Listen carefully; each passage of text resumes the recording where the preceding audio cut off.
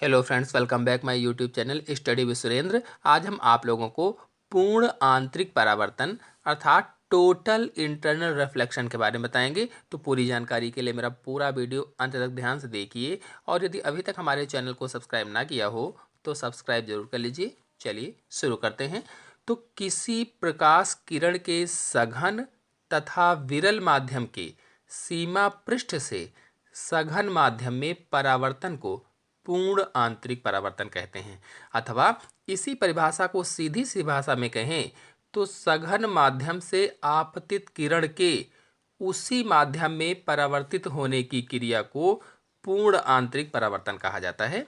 चलिए इस परिभाषा को चित्र के माध्यम से समझा देते हैं। मैंने प्रकाश के अपवर्तन वाले वीडियो में पहले ही बताया था कि जब प्रकाश की किरण सघन माध्यम से विरल माध्यम में जाती है तो अपवर्तित होकर अभिलंब से दूर हट जाती है। इस चित्र में ऊपर ये वाला सघन माध्यम लिया गया है। सघन माध्यम को कांच भी आप मान सकते हैं, और नीचे विरल माध्यम वायु को लिया गया है। ये वाला ON, ये ON है, अभिलंब खींचा गया है, और इन दोनों माध्यमों को जोड़ने वाली रेखा को EF से दर्शाया गया है। इसे सीमा पृष्ठ भी कहा जाता है। अब प्रकाश की किरण AB, जो AB है ये प्रकाश की किरण है, AB सघन माध्यम में आकर आपतन बिंदु B पर टकराई। कहाँ पर टकराई? B पर टकराई। और विरल माध्यम वायु में अपवर्तित किरण BC, जो वायु में अपवर्तित किरण है ये BC है, यानी विरल माध्यम में अपवर्तित हुई है किरण, तो ये BC है, अभिलंब से दूर हट जाती है। अब यदि आपतन कोण I का मान धीरे धीरे बढ़ता जाए तो अपवर्तन कोण R का मान भी बढ़ता जाता है। बता दें कि पहले ही कोण I का मान कम था और कोण R का मान ज़्यादा था, यानी कि जब पहली बार ये आपतित हुई तो पहले से ही I का मान कम है और R का मान ज़्यादा है। अब यदि इसमें I का मान और बढ़ा दिया जाएगा तो अपवर्तन कोण का मान और भी बढ़ जाएगा, यानी जब I का मान बढ़ाएंगे तो अपवर्तन कोण का मान भी बढ़ता जाएगा। यानी जैसे जैसे I का मान बढ़ता जाएगा वैसे वैसे R का मान भी बढ़ता जाएगा। तो दूसरे चित्र में देखिए, मैंने I का मान बढ़ा दिया है, यानी इसमें से I का मान थोड़ा सा बढ़ा दिया है, तो अपवर्तन कोण का मान भी बढ़ गया है, जिससे प्रकाश किरण अभिलंब से और अधिक दूर हो जाती है। यानी जो प्रकाश की किरण है अब अभिलंब से और अधिक दूर हो जाती है। इसी तरह से अब यदि फिर से आपतन कोण I का मान और बढ़ा दूं तो प्रकाश किरण अभिलंब से और भी दूर हो जाती है, अथवा प्रकाश किरण अपने स्थान से हटकर 90 डिग्री के कोण पर आ जाती है। इसे ही क्रांति कोण कहा जाता है। इसके बाद यदि I का मान फिर से और बढ़ाया जाता है, यानी I का मान फिर से थोड़ा सा और बढ़ा दिया जाता है, तो ऐसे बढ़ाते बढ़ाते स्थिति ऐसी आ जाती है कि आपतन कोण I का मान क्रांतिक कोण C से ज़्यादा हो जाता है। तो क्रांतिक कोण को C से प्रदर्शित किया जाता है। तो जब आपतन कोण I का मान क्रांतिक कोण C से ज़्यादा हो जाता है, ऐसा होने पर अपवर्तित किरण विरल माध्यम में ना जाकर के, यानी वायु में ना जाकर के सघन माध्यम में ही लौट आती है, मतलब कांच में ही लौट आती है। यानी वायु में ना जाकर कांच में ही वापस चली आती है, या कहें तो जिस माध्यम से गई थी उसी माध्यम में वापस आ जाती है। इसे ही पूर्ण आंतरिक परावर्तन कहते हैं। अथवा इस प्रकार से सघन माध्यम से आपतित किरण के उसी माध्यम में परावर्तित होने की इसी घटना को पूर्ण आंतरिक परावर्तन कहा जाता है, अथवा टोटल इंटरनल रिफ्लेक्शन कहते हैं। तो पूर्ण आंतरिक परावर्तन में विरल माध्यम में अपवर्तन कोण 90 डिग्री से अधिक होता है, जिसके कारण किरण वापस सघन माध्यम में परावर्तित हो जाती है। बता दें कि किसी पृष्ठ के जिस भाग से पूर्ण आंतरिक परावर्तन होता है वह भाग चमकने लगता है, यानी जिस भाग से पूर्ण आंतरिक परावर्तन होता है उस भाग में चमक आ जाती है। इस प्रकार से पूर्ण आंतरिक परावर्तन दो शर्तों पर आधारित होता है। पहली शर्त है प्रकाश सघन माध्यम से विरल माध्यम में जाए, और दूसरी शर्त है आपतन कोण क्रांतिक कोण से अधिक हो। चलिए अब यहीं पर क्रांतिक कोण की परिभाषा समझा देते हैं, समझ लेते हैं। तो जब प्रकाश की किरण सघन माध्यम से विरल माध्यम में जाती है, यानी कांच से वायु में जाती है, तो अपवर्तित किरण अभिलंब से दूर हट जाती है और कांच से वायु में जाएगी तो किरण का वेग बढ़ेगा और वेग बढ़ने से वह अभिलंब से दूर हट जाती है। कांच से वायु में गई तो वेग उसका बढ़ जाता है और जब वेग बढ़ेगा तो अभिलंब से दूर हट जाएगी। इस अवस्था में अपवर्तन कोण R का मान आपतन कोण I से अधिक हो जाता है। यानी जब ऐसी अवस्था होती है तो जो अपवर्तन कोण R होता है इसका मान आपतन कोण I से अधिक हो जाता है।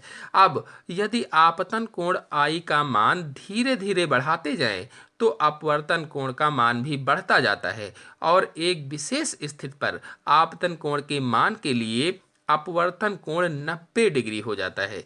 इसी आपतन कोण को क्रांतिक कोण कहा जाता है। जैसा कि मैंने अभी पहले बताया था, जब 90 डिग्री हो गया था तो मैंने कहा था कि इसे ही आपतन कोण कहते हैं। तो जब आपतन कोण के मान के लिए अपवर्तन कोण 90 डिग्री हो जाता है तब आपतन कोण को क्रांतिक कोण कहा जाता है। यानी उसी आपतन कोण को क्या कहते हैं? क्रांतिक कोण कहा जाता है और इसे C से दर्शाते हैं।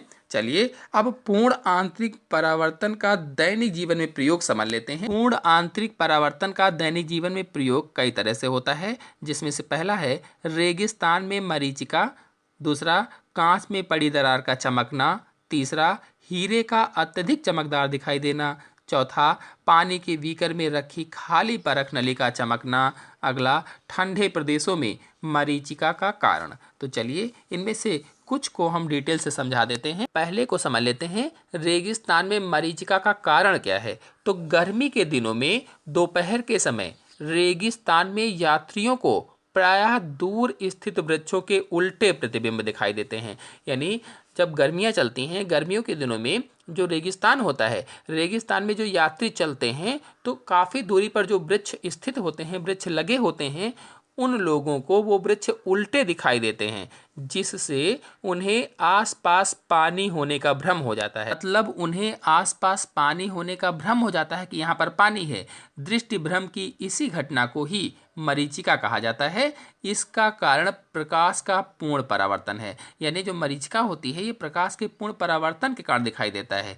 तो जब बहुत गर्मी पड़ती है तो रेगिस्तान की रेत बहुत गर्म हो जाती है। यानी अधिक गर्मी होने पर रेगिस्तान की जो रेत होती है वो अधिक गर्म हो जाती है, जिससे इसके संपर्क में आने वाली वायु की परत गर्म हो जाती है। अब जो वायु आ रही है उसके संपर्क में वो भी गर्म हो जाती है, लेकिन इससे ऊपर की वायु की परतों का ताप लगातार कम होता जाता है। लेकिन जो उससे ऊपर की वायु होती है उसकी परतों का ताप जो होता है वो लगातार कम होता जाता है। अतः वायु की ऊपरी परतों की सघनता पृथ्वी के पास वाली परतों की अपेक्षा बढ़ती जाती है। मतलब ये हुआ कि जो वायु की ऊपर की परतें हैं उनकी सघनता बढ़ती जाती है और किसकी घटेगी? तो पृथ्वी के पास वालों की परतों की अपेक्षा। जब किसी पेड़ से चलने वाली किरणें पृथ्वी की ओर आती हैं, यानी जब कोई पेड़ लगा है तो उससे जो चलने वाली किरणें हैं वो जो पृथ्वी की ओर आती हैं तो वह सघन माध्यम की परतों से विरल माध्यम की परतों में गुजरती हैं। अब वो परतें बन गई थी सघन और विरल, तो सघन माध्यम से विरल माध्यम में गुजरती हैं, जिससे प्रत्येक परत पर अपवर्तित किरणें अभिलंब से दूर हट जाती हैं। और जब सघन माध्यम से विरल माध्यम में जाएंगी तो मैंने पहले ही बताया है कि वो अभिलंब से दूर हट जाती हैं। किसी विशेष परत पर आपतन कोण का मान क्रांतिक कोण से बड़ा हो जाता है और जब ऐसे होता रहता है तो एक स्थिति ऐसी आती है कि आपतन कोण I का मान क्रांतिक कोण से बड़ा हो जाता है, C से बड़ा हो जाता है। तो ये किरणें पूर्ण परावर्तित हो जाती हैं और जब ऐसा होता है तो किरणें क्या होती हैं? पूर्ण रूप से परावर्तित हो जाती हैं। अब ये परावर्तित किरणें विरल माध्यम से सघन माध्यम में गुजरती हैं, अतः अभिलंब की ओर झुकती जाती हैं। अब क्या होता है कि यही किरणें विरल माध्यम से सघन माध्यम में जाती हैं और अभिलंब की ओर झुक जाती हैं तथा अंत में जब यात्री की आंख पर पहुंचती हैं और लास्ट में क्या हुआ, जब यात्री की आंखों पर पड़ती हैं तो उसे ऐसा प्रतीत होता है जैसे किरणें पृथ्वी के नीचे से आ रही हों और उसे पेड़ का उल्टा प्रतिबिंब दिखाई देता है। चलिए अब दूसरे पर आते हैं। दूसरा है कांच में पड़ी दरार का चमकना। तो कांच के चटकने से कांच में दरार पड़ जाती है और उसमें हवा भर जाती है। नहीं, जब कांच चटकता है तो दरार होगी और जब दरार होगी तो उसमें हवा भर जाएगी। कहने का मतलब जहाँ भी खाली स्थान होता है वहाँ हवा पहुँच जाती है। तो कांच से होकर आने वाले प्रकाश के लिए दरार में भरी हवा विरल माध्यम का काम करती है। जब कांच क्या हुआ, सघन माध्यम हो गया, और जो हवा भरी है वो विरल माध्यम हो गई, तो इसीलिए कहा गया है कांच से होकर आने वाले प्रकाश के लिए दरार में भरी हवा विरल माध्यम का काम करती है।